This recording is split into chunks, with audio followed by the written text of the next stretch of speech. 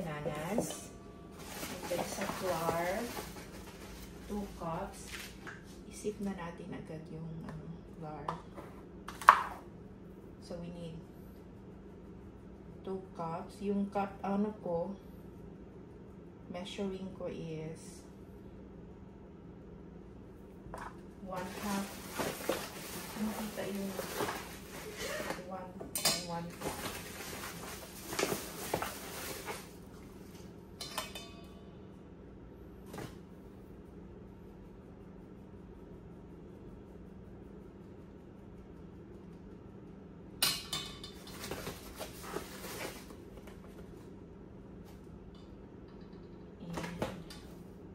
Tama na ba yun?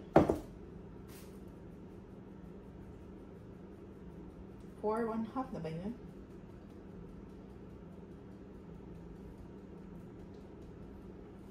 Wait lang. So, parang 4 1/2. This is 1, 2, parang 3 pa lang. 1, 2, 3. Kulang pa ng 1/2.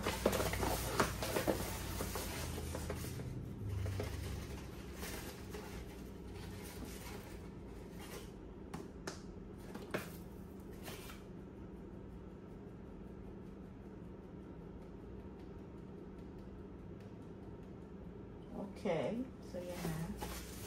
Just to make sure.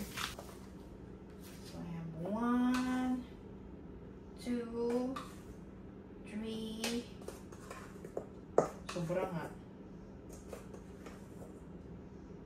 And 4. Sobra. So, 2 cups na ito ng flour. And need natin ng 1 1/2 teaspoon. We have this teaspoon of baking powder. So, isayin ko na para hindi ako magano. 1 1/2.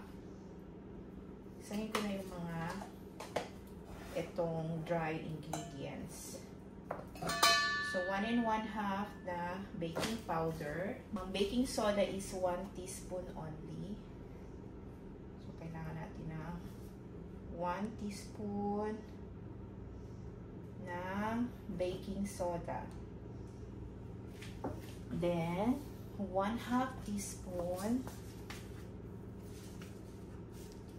ng salt. 1/2 lang teaspoon. Then, 1/2 cup ng butter. Tingnan natin ito. Kasi meron siyang ganito. So, ang 1/2 cup is isang stick. So, liquid lang natin or ipa-soft. Hindi natin iyan. Ipa-soft lang natin itong butter.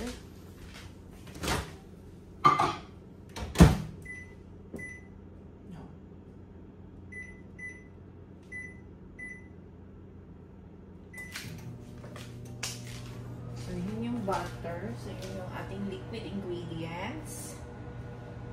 Then, sugar. Ang sugar naman natin is 3/4 cup. So, 3/4 cup ng sugar.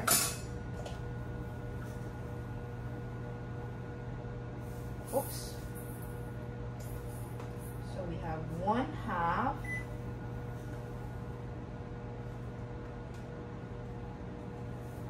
1/4. So, yun yung ating sugar. Then, dito natin ilalagay yung liquid ingredients natin. So, yung 2 eggs, dito po bibiyak yung 2 eggs. So, kailangan natin ng 2 eggs.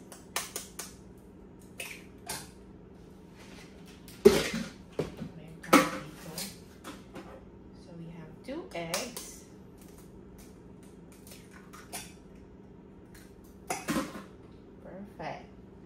Then, we have 1 teaspoon ng vanilla extract. And then, 1/2 cup ng milk.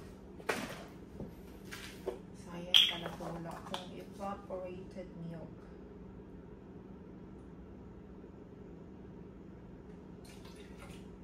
Yan.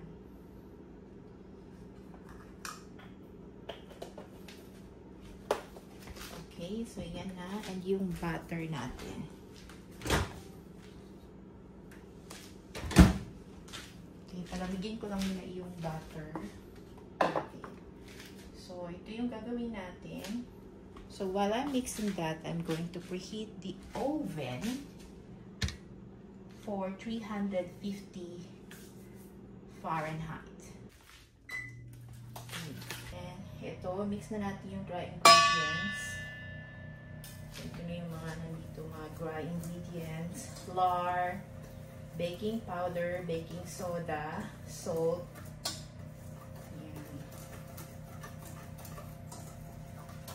So, mix natin para ma-incorporate yung ating lahat ng dry ingredients.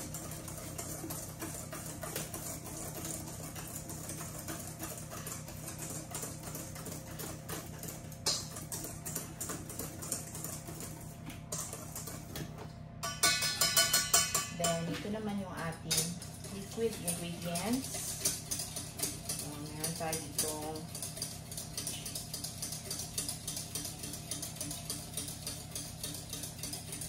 kalimutan ko dito i-mix yung sugar. Then, na-add ko na sa dry ingredients. Yan. At ihalo natin yung butter.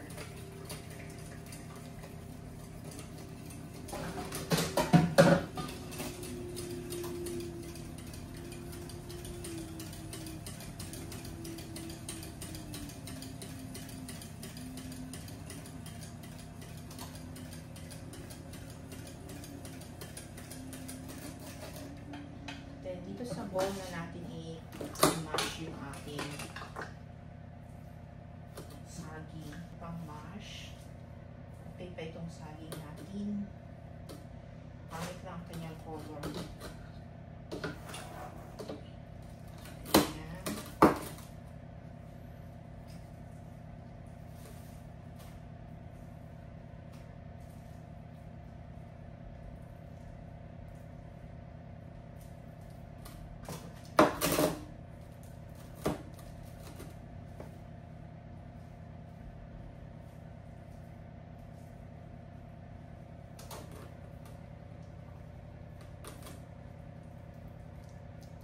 Yan na yung ating tatlong saging.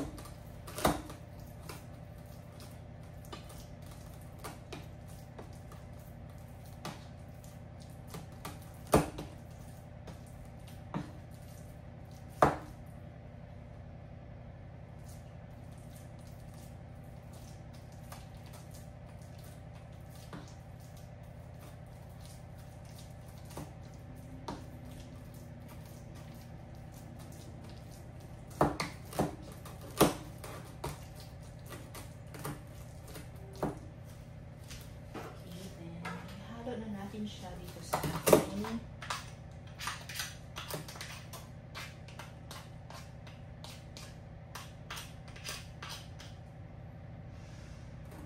lalagyan na natin siya dito sa ating dry ingredients. And then ito naman yung ating liquid ingredients. Lalagyan na natin siya dito.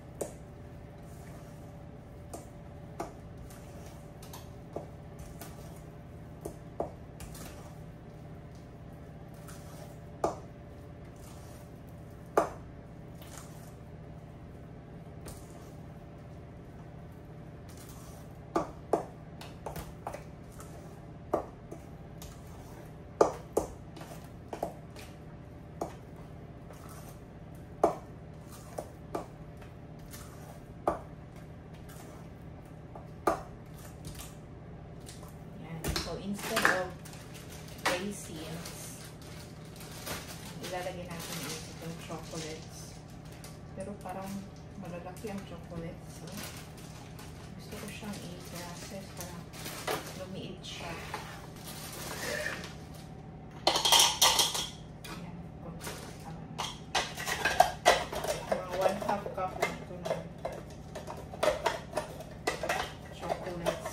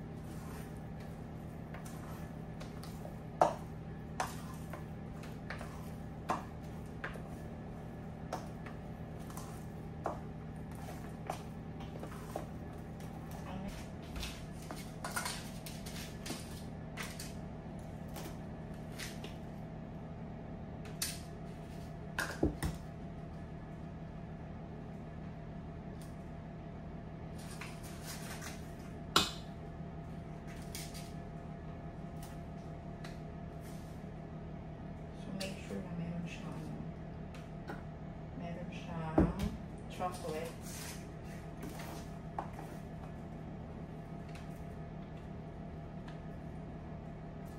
Tapos ano lang, hindi ko pinupuno, 3/4 lang siya.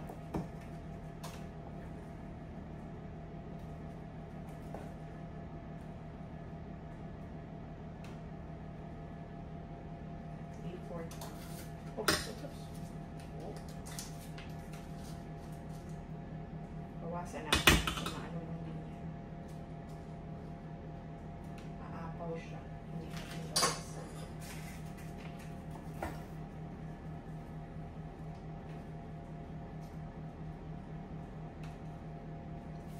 Meron ko siya na isang kutsara lang. Maganda lang sa lagay na kagad siya.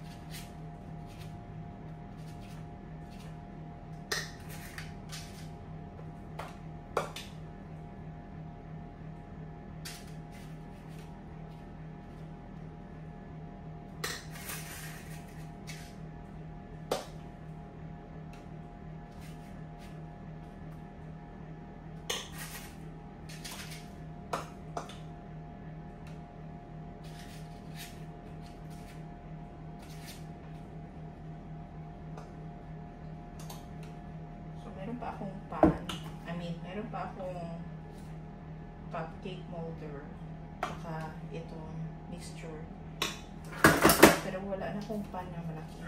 Meron akong pan na maliit siya. So i-bake natin ito for 40 to 45.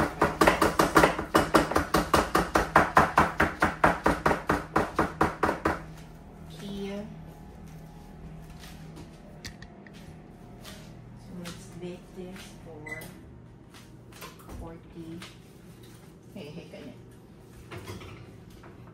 45 minutes. Same temperature. Then 40 minutes muna ang timer.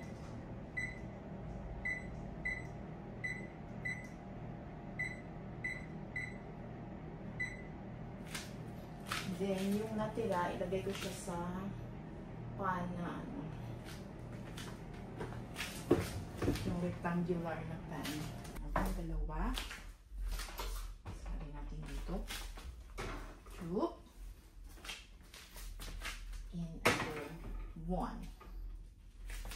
Okay, so yung ating ano. I-bake natin for 40 minutes. Okay, meron pang 5 minutes pero kung nakikita natin, yun, medyo okay na yung ating banana cake. Okay, it's already 4 minutes. So it's off. And this is our banana cake. Yeah. And dito natin ilalagay yung ating banana cake. Hamuin lang natin sa oven.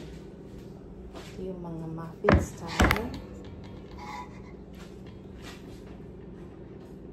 At ito naman yung nasa maliliit na pan.